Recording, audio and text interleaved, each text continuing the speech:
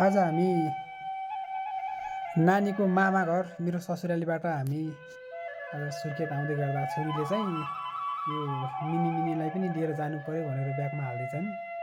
मिनीले मानेनन्, त्यो ब्यागमा भएन भनेर नि फेरि अर्को ब्यागमा हाल्नु पर्यो भनेर तानिसिन् नि त। फेरि हुँदैन भनेर मानिनन् छोरीले है। अब लिनै पर्छ भन्नु लाग्यो हाल्न लाइसिन्। अब के गर्छन् यिनले, सक्छन् सक्दिनन् नगर भनेको मानिनन् कि हेर्नु त ल यस्तो गरेर हाल्न आइछन् यिनले। लु मार्ने नि। अब पछि त्यसपछि गएर ल भिडियो बनाऊँ भनेर छोरीसँग एउटा सानो भिडियो बनाइयो। स्लो मोसनमा आऊ भनेको एकदम स्लो मोसनमा आइन् नि। अनि त्यसपछि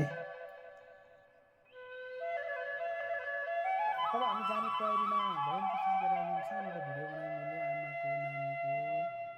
उहाँहरू चाहिँ नानीलाई चाहिँ ल नानी राम्रोसँग जानु होला भन्नु नलाग्नु भएको आमा उतापट्टि। यता आमा चाहिँ एकदम नानी जाने भएर होला निराश हुनुभएको आमा।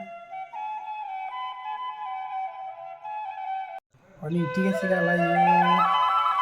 अब हामी जाने भन्ने प्लानमा अब जानुपर्ने भयो। त्यो सबैले टिका लगाइ दिनेशलाई पनि लानु पऱ्यो भनेर आमाहरू बोलाएर दिनेशलाई पनि टिका लाउनु गयो। नानीको निधार भयो रातै उनीले आफै लाइन् टिका।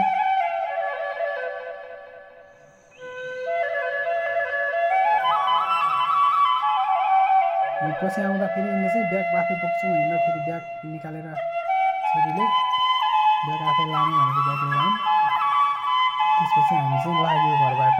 बाटोमा आउँदा सानो भिडियो बनायो।